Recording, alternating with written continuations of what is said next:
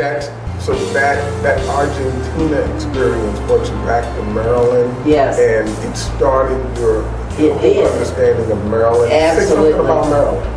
Okay, well, Maryland is a very interesting state. First of all, it was dedicated to God at the landing of Lord Baltimore on St. Clement's Island, which we talked about going to visit on August the 6th. We're going back again. We've been there before, but we're going again. And at that time, they declared that the land was dedicated to the Lord Jesus Christ. And they planted a cross. Right. And even the papers that Lord Baltimore was given by the king, his charter says that it was given to him because of his zeal for the church.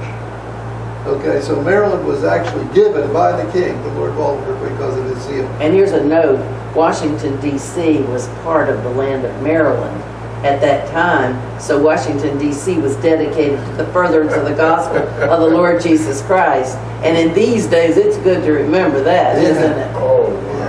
Yes, because God remembers. You know, in Maryland's Constitution, it still says it is the duty of every man to worship God. The duty. Did you know that? It says it's the duty, not the right. It is the duty of every man to worship God. We discovered that Maryland has two seals. It has the front and the back. It's called the reverse and the obverse. The obverse is the front, the reverse is the back. The back of the seal is what is used on all official documents. It's attached to all documents that pertain to the spending of money. Okay, they stamp with that Maryland seal. And you can't even use this great seal of Maryland without permission from the Maryland Treasurer. Annette actually discovered the seal and called the treasurer's office, and it usually takes 3 weeks to get permission. She got permission overnight to use the seal when we had our 50-state tour meeting in 2004. Anyhow, we discovered that the Maryland seal has some very interesting things on it. Absolutely. Surrounding the outside of the seal is a scripture. It's written in Latin, but it's Psalm 5, verse 12. Psalm 5, verse 12. It says, "He will surround me with favor as with a shield." Isn't that good to know? Yes. Okay. And below the image, there's also another little thing that says in Latin, "Fate mache parole femini." Okay, "Fate mache" means masculine deeds. "Parole femini" means feminine talk. In other words, soft words and strong deeds. So we have a dual motto. We have the scripture, and then we have the motto below. Then there's an image of the fisherman and the farmer. So it's a double sign of the harvest. Double sign of the harvest on Maryland. Then the coat of arms is doubled two ways. First, the shield of Lord Baltimore, which is black and gold. And then the shield of the Lord Baltimore's mother's family, the Crosslands family. Maryland is the land of the cross, okay? And that's doubled as well. And then on top of that, there's a crown. And then it goes up, and then there's another crown. So there's a double crown, the crown of the king and the crown of the Lord. There's two flags waving. All these are double, double, double. So we have double anointing. When Chuck Pierce, when we explained this to Chuck Pierce, he proclaimed that Maryland has a reversal anointing because we're using the reverse of the state seal, a reversing anointing to reverse the unjust laws. And that as we reverse our unjust laws, it will spread throughout the country. It said California would be second, and then across the country, from coast to coast, and then back across the country. Wow. From the Revolutionary War, the Maryland militia held the line twice against the British troops and allowed George Washington to escape. He would have been annihilated or captured had he not been able to escape. 200 Maryland militia fought off 10,000 British troops. Twice. Twice. And all of them were either killed or wounded. All but 20. All but 20 of the 200. But Maryland held the line, and George Washington called Maryland the Old Line State because we hold the line. To let him go up and down the East Coast, and if we hadn't, the whole nation would not have come forward. So Maryland has a very strategic place and also we know that this is true now from what our experience has been, not that we've read this anywhere, but we know that because so little is, the Lord has kept Maryland under wraps, really. That is right. That is right. Because you need to have hidden things when He's going to use you strategically in the end days. Mm. You don't put it out everywhere about, big, here we are, we're doing this, we're doing a lot of things down here. Sure. Yeah, but it's going to be big for the nation. In 2001, Chuck Pierce called us and asked us, would we take the oversight for the then Strategic Prayer Network for Maryland? And from that point on, our vision became a vision for the state. And we traveled the state from end to end, meeting with groups, establishing intercession groups, teaching. Now we have churches and ministries located throughout Maryland that we're associated with. So our vision had expanded from a Baltimore vision to a whole of Maryland vision. And now he's showing us maybe that we go a little bit beyond those borders as well. But that's something else that will occur. Because you prepared, you talk about Uganda. You prepared, I believe, an intercessor to go there. Is that right? Well, actually, she was already going there. Her name is Jane Snyder. She's from Southern Maryland. She's a piano teacher and a great intercessor and worshiper. And God had moved on her to train a few teenagers in worship.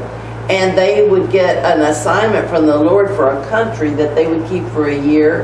And at the end of the year of worshiping and praying for that country, they would visit the country, find a little church that would let them come in, and for the whole week they would worship unseen in this place, in the heart of the country, as a catalyst for God. Yes. So here she goes. She's prayed for Uganda, being one of those nations she was praying for. So she goes there, having visited Heidi Baker. She then goes to Uganda and is walking through and just sees the hundreds and thousands, really, of street orphans who have been abandoned. No one is caring for them, the worst conditions possible, and her heart is rent. So she just says, I was compelled to do something. So she quickly got her computer out and put up what do you call it? Website? Not a website, what is the simpler? Blog. A blog. And she took pictures and wrote a small bit about each child and sent them out as emails and said, here's the people, we need $30 for a child. I found a place I can put them, get them off the street. So we were first, among the first of hers, to get 2 of the children. And of course, later she found it's going to be more than 30, and then it's going to be more and more because the government does nothing for them. Sure. And many of these are ex-child soldiers who have been, ripped out of their families, seen their parents killed, maybe forced to kill their parents, drug off, and just abused in every conceivable way. And they escape. And now no one will feed them, their own families won't receive them back, and they're just sleeping in the streets. Some as young as 3 years old, up to, 15, 16. Statistically, in Uganda, 50% of the population is under the age of 18. Think of that. Just think of the possibilities of reaching these kids for Christ at this place. So, as we told Jane, we would set up prayer for her. So every Monday night, we have a call-in number where we pray for an hour for Uganda and for her ministry. And after a couple of years, as we moved forward in our apostleship, we told her that we thought she should be ordained because she just has set up so much of an infrastructure for these kids. It's called Kids Helping Kids, Active Blessing Uganda. And great things. Of course, it's always a trial as she goes because for every 20 people she helps, there's another 2,000 needy standing there wanting to be included. So raising money for this and praying, and she takes teams of people over there, and she's just a blessing and working. Well, we started our association with Chuck Pierce in 2001. In 2006, we were in Tennessee at a meeting with Chuck, And as he does sometimes, he can be very abrupt. He just walked up to us, looked at us, and said, "When you go home, start calling yourself apostles." Turned around and walked away. And I went like, you know, I thought, if I go home and call myself, people will think I'm nuts. You know? So, however, it happened to us, is the only thing I can tell you. God began bringing people to us. That's right. And you were one of those people. Absolutely. And the day that we met you first, That's right. You told us we were your apostle That's for right. prayer, and we That like is right. I we remember were that. stunned, you know. I remember that. But that's exactly how it happened, and then now we have a number of ministries that we relate to, and some that we've actually set up and started, helping people get started in their ministries. We're on a number of different boards, and all that since Chuck came to us in 2006.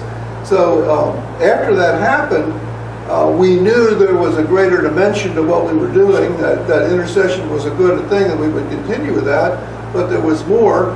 And so we were a little dumbfounded as to what it was all about. You know, where are we going? I'm 67 years old. I don't want to start anything. You know, That was then.